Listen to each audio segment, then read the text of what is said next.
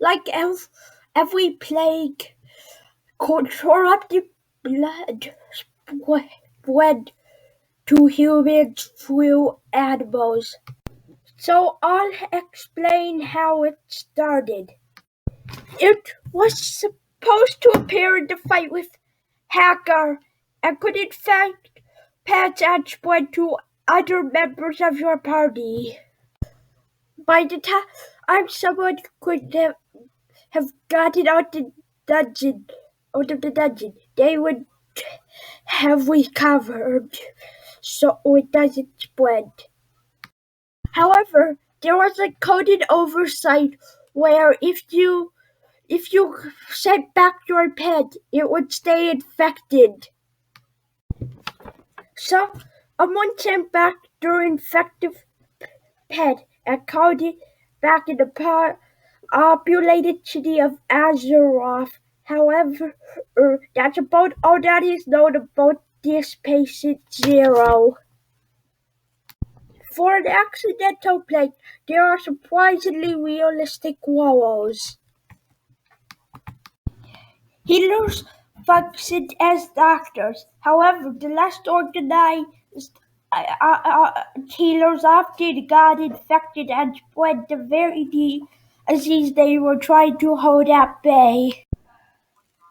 The NPCs functioned as the asymptomatic carriers, as they were often interacted with. This was very dangerous.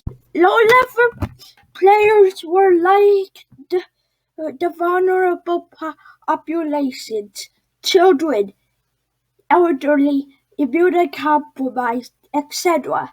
They were likely to die. Some players tried to spread the corrupted blood. High level players are like healthy young adults. They rarely died of the plague. People react very differently at the beginning of a pandemic. They are far more likely to ignore instructions. This is a pandemic's chance to grow. Whoa. Like in the game, people stay near big cities despite advice not to. Like, I count the working class were forced to work in 2020 despite COVID-19. People went to auctions during the corrupted blood incident. If even one person was infected, it would spread to everyone in the auction. Some people in big cities fled to small towns. Naturally, some of them had corrupted blood and infected the town. High level players investigated the origin of the plague and traced it back to Hacker's lair. Low level players warned people a city was infected. Several quarantines and doctors' offices were set up. Some people wanted to see corrupted blood spread and destroyed several quarantines. Healers treated patients in several ways. Some healers just wanted to infected cities. Others set up doctors' offices and quarantined themselves after every treatment. I should have explained earlier what the blood is, but now I will. Corrupted blood is a potent debuff. It deals heavy damage on initial infection, as well as repeated small amounts of damage. It is very contagious.